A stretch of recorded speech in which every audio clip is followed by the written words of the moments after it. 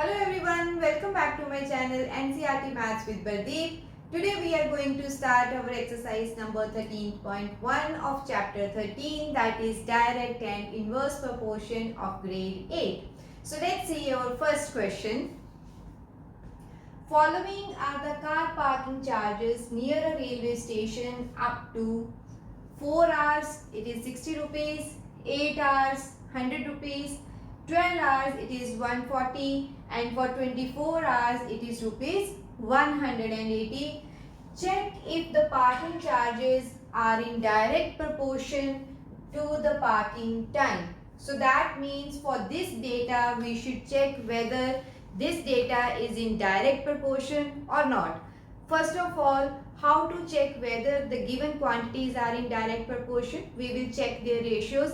If we have the same ratio for all the respective values, that means it is direct proportion. If the ratio is not constant, then it is not direct. So let's see here.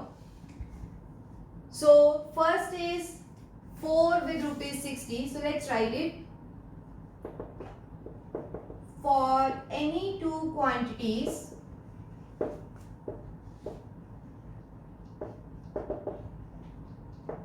to be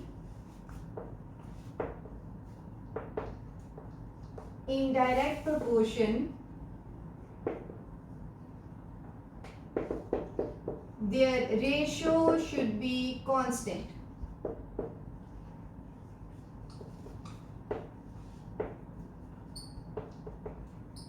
Alright, so now let's check the ratio for all the different values. The first one is for 4 hours, it is rupees 60. Okay, so let's see here. This is 4 with 60. Okay, let's cancel it. This is 15 4s are 60. So this is 1 by 15. Second is 8 with 100. So 8 with 100. So 4 50, this is 2 and 25, that is 2 by 25. Okay. For the third values, this is 12 over 140. So let's cancel this first. This is 70, 3 and 35. So we have 3 over 35. Now let's verify this with the last details, that is 24 over 180. So if we cancel this is 24 will go with the table of 2. So 12 and 90. Now this is 6 and 45.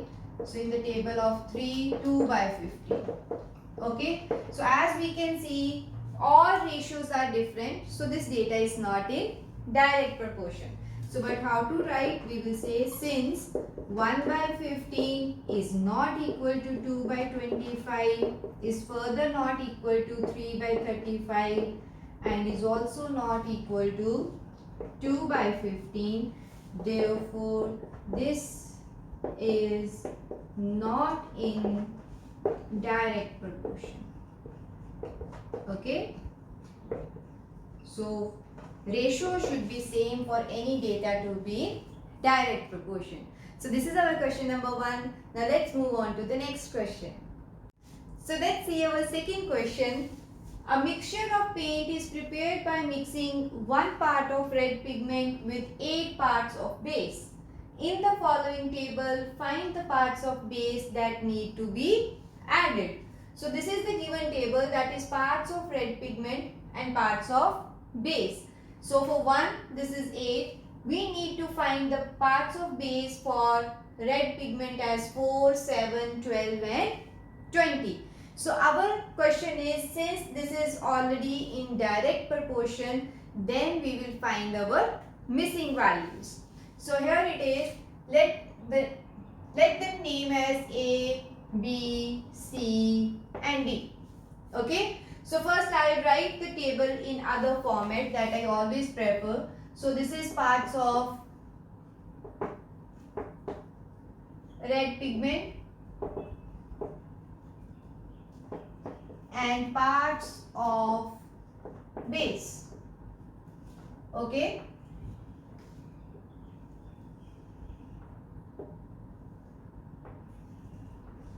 This is 1, 4, 7, 12 and 20.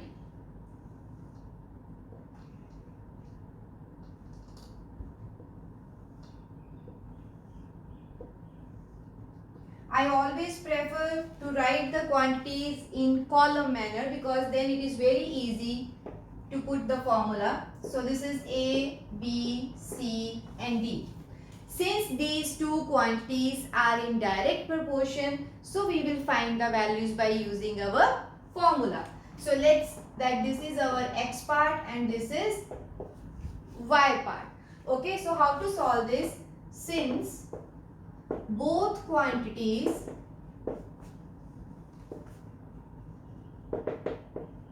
are directly proportional,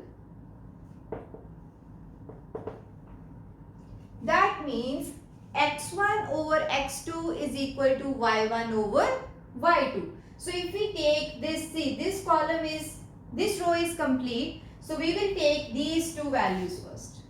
Okay. So x1 over x2 should be equal to y1 over y2. So that means 1 over 4 is equal to 8 over 8. So now how to solve this? We will cross multiply this. That is, it will be cross multiplied in this way. So 1 into a is equal to 8 into 4, that is 32. Right? So a is 32. Correct? So now let's see how to find b. So for b, we will take again this 1 with 7. Okay, so this is x1, this is x2, y1 and y2. So also 1 over 7 is equal to 8 over b. So again cross multiply them. So this implies 1 into b is equal to 7 into 8.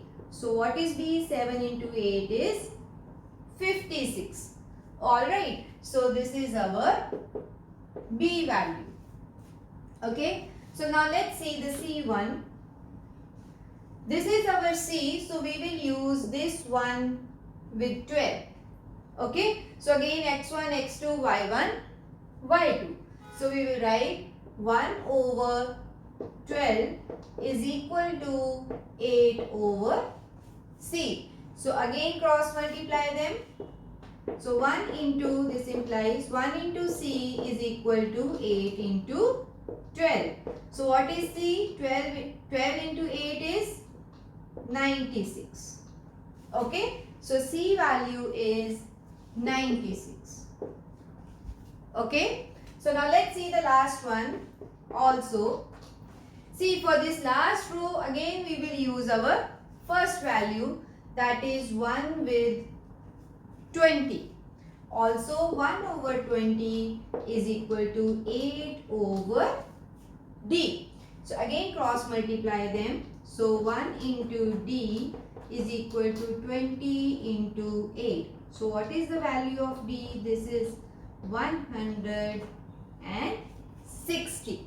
So d is equal to 160. Okay. So let's revise it. How we have found the missing values? We have used our formula, that is x1 over x2 should be equal to y1 over y2. We have put the given values and find out the missing values. I hope this question is clear. Now let's move on to the next question. So let's see our third question. In question 2 above, that is in the previous question, if one part of a red pigment requires 75 ml of base, how much red pigment should be mixed with 1800 ml of base? Okay. So again, since this data is in direct proportion, so we will use our same formula. But let's first write is red pigment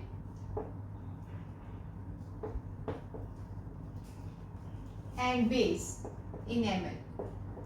Okay. So first is, if one part of red pigment requires 75 ml of base, how much red pigment is required for 1800 ml?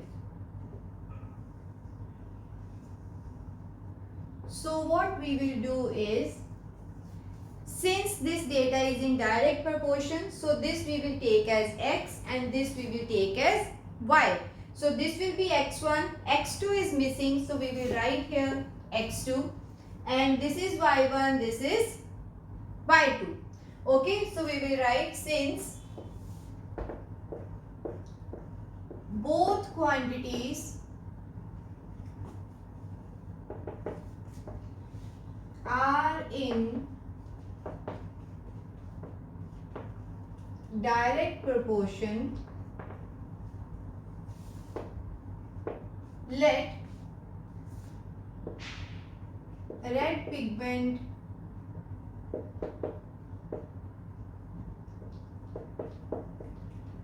parts be x2 for 1800 ml of base. So therefore 1 over x2, formula is x1 over x2 is equal to y1 over y2. So we have x1 as 1, x2 we need to find, and here it is 75 over 1800. Correct? So now let's simplify this. Cross multiply these values. So x2 multiplied by 75 should be equal to 1 multiplied by 1800. So what is x2 then? This is 1800 over 75. So 25 3s are 75, 25 5s are 27, 25 7s are 175, and then it is 50, so this is 2. Okay, so 3 2s are 6, 24. Okay, so x2 is equal to 24. So what is the question? That how much red pigment should be mixed? So we will write, therefore we should mix how much? 24 parts of red pigment. See, these questions are very easy. Just put the formula, that is x1 over x2 is equal to y1 over y2 for direct proportion. So I hope this question is clear. This is all about this video. See you in my next video with the remaining questions of this exercise. Thank you.